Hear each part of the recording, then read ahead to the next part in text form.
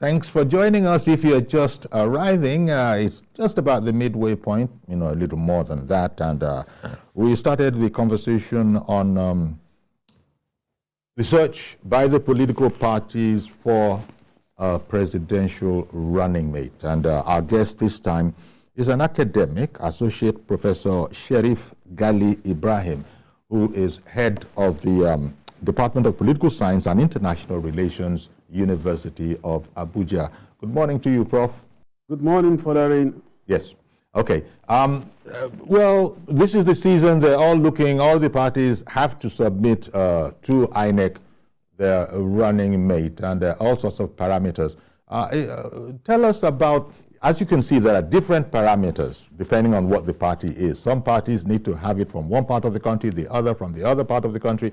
This is part of our history, is it? This whole matter about needing to balance, and sometimes that balancing might be counterintuitive, but it does need to be done. Give me your thoughts on this search in Nigeria, in the Nigeria electioneering system for a running mate to become the vice president. The considerations that the parties need to, have up front, in front of them. The political parties, especially the ruling party, need to be very cautious as well as watchful in choosing the running mate for the victorious presidential aspirant, Asiwaju Bola Tinubu. Why? Because there are so many variables that need to be considered. And these variables are actually hinged on the political historiography of Nigeria. You need to go back to the history, looking at the democratic regimes, for example. Go back to the First Republic.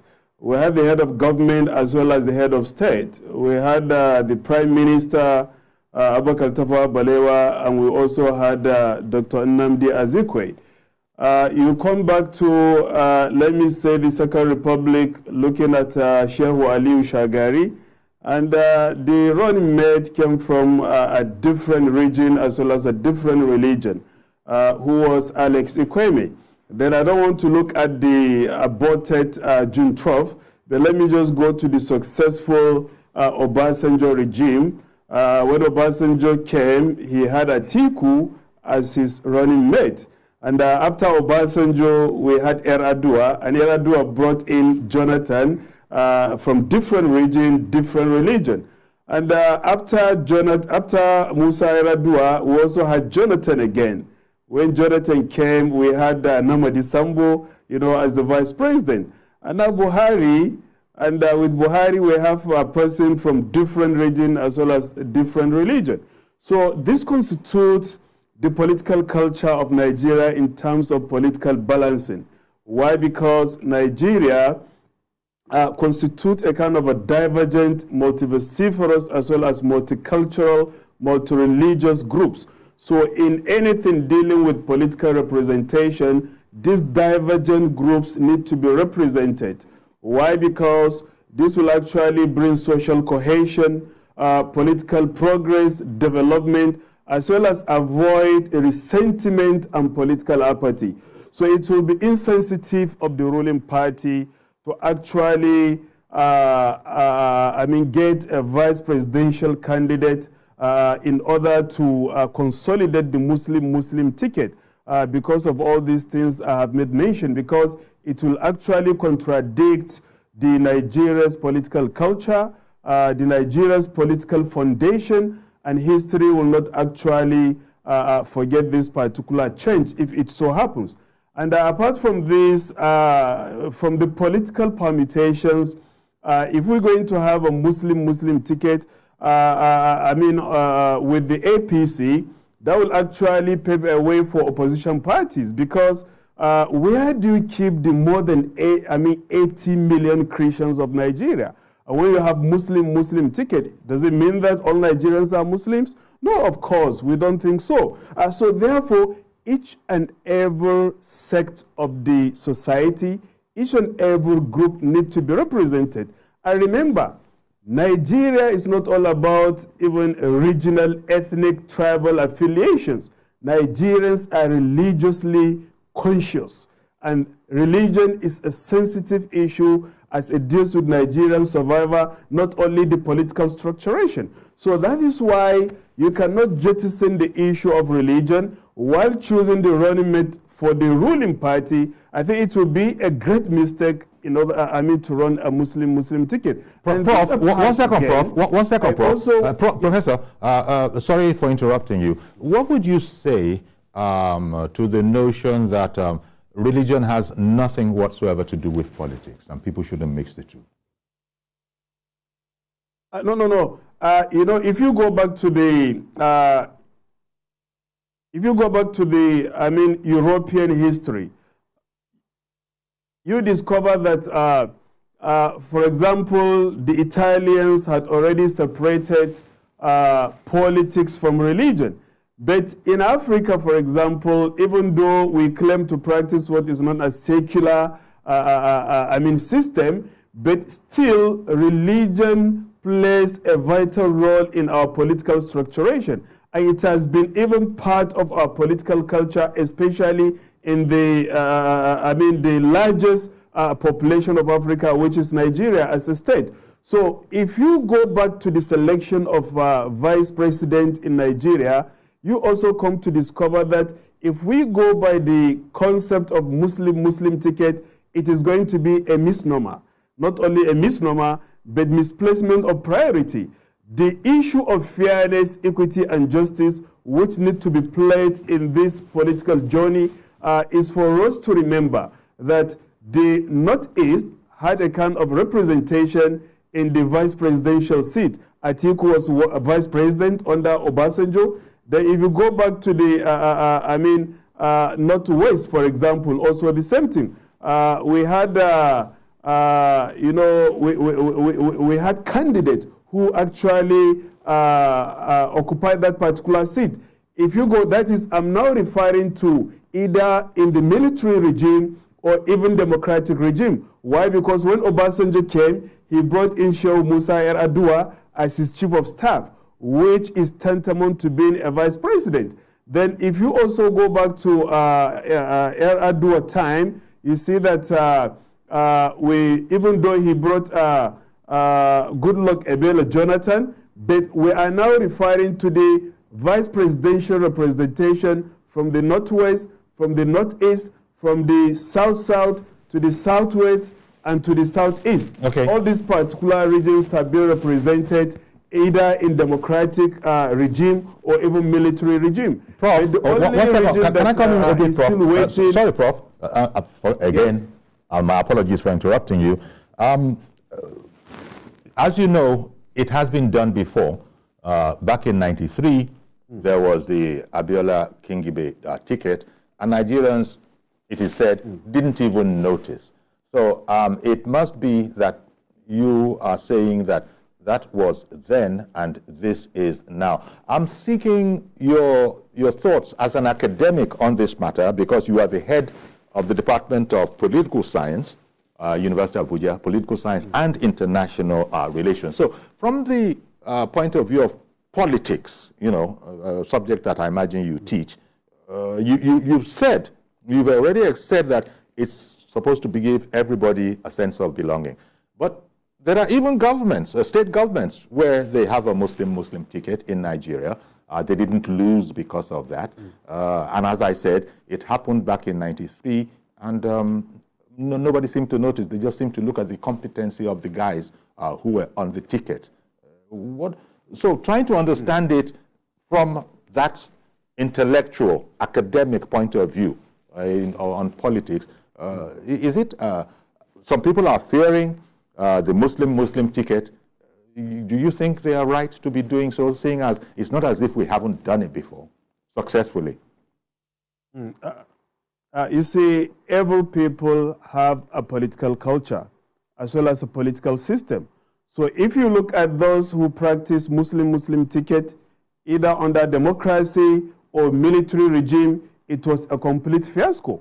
If you look at, for example, the first military coup staged in 1966, Agu Ironsi brought in Babafemi Ogundipe And it lasted for just a few months.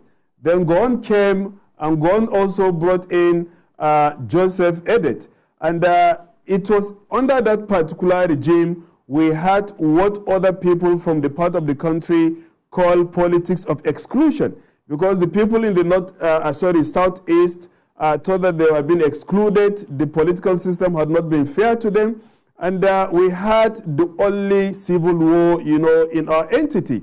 So the foundation of Nigeria was built on equal representation, as well as hearing the yearnings and aspirations of other people. So therefore, the political culture of Nigeria has been founded and built on the basis of equal representation and national character principle. You bring in people from different geopolitical regions, and you also bring in people from different religious belief. So what we need here is that we need somebody who is a leader among leaders. That is what Nigeria wants. It's not even about all this particular division or divide. What Nigerians are looking for is, you need a leader who is a leader among leaders, other leaders. You also need a leader who should be brought in as vice president, who is a peace builder. Why? Because the challenge Nigeria is facing is a kind of a violence, terrorism, insurgency, banditry. So who among these people has the experience to actually change the course of time? I mean, to bring these particular issues, to its final stage. You need somebody who has an experience, or he has a kind of wealth of experience to do with the job. Apart from this, you need someone who is loyal to the leadership as well as to the Nigerian people. Why? Because leadership is not seeing yourself being a leader and the boss. You look at the people as masters, because this is the Chinese philosophy. If you see people as your masters, then you are expected to serve the people, not the people serving you. And Okay. all these particular calculations, I see them in one person. If you come to consider all the candidates, because as belonging to the academic environment and as Nigerians, we are not just to analyze, but we can also make recommendation on the best thing that should happen in our own country. Indeed. Somebody has been the chairman of the Northern Governors, and this particular man has succeeded in bringing peace in Plateau State for 7 years. This is a man who came to the House of Assembly of Plateau, re-elected, and served as Speaker of the State House of Assembly for 7 years. And he served as the chairman of the Conference of Legislatures. He also served currently as chairman of the Conference of Former Speakers. Apart from this, look at the loyalty. Look at the successes achieved, in Ondo State in 2016, when he was assigned as the chairman of the governorship campaign. So you need to look at all these particular regions. Which region has not been represented in terms of this particular vice presidential seat? Thank you, Prof. What you're doing, at least from my perspective, is that you're giving us an overview of the political reality of our times. But as a final, could you give us a short answer to the question of, look, if the best, as perceived by those considering, happens to be a Christian ticket, that is to say, even take the principal out, take the presidential candidate out. If he was a Christian and the best candidate in terms of competency and power to draw votes and all of that happens to be a fellow Christian, does it mean that this needs to be sacrificed? Even though it's the best, sorry, you're going to have to step aside while we find someone that will satisfy all of what you've been saying because of what you've been saying, whether it was Muslim or whether it was Christian. Is there a short answer to that?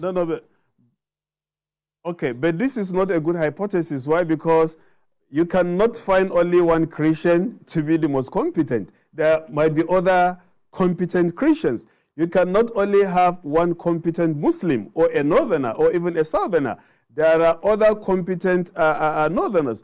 But what we are saying is that democracy is all about majority rule and minority right. Okay. So if the majority come together, for a win, the minority should also be given the right to exist and also have a say within the political structuration. Okay, So, Prof, we're going to have to leave it there. I want to thank you Nigeria- very much, Prof. I'm so sorry. I've done this 3 times in a row. So sorry for interrupting you, Prof, but it is what it is. So thank you very much, Prof. If I were to surmise, I would say that you will be advising against any such ticket, Christian, Muslim, because it's not part of the Nigerian Convention.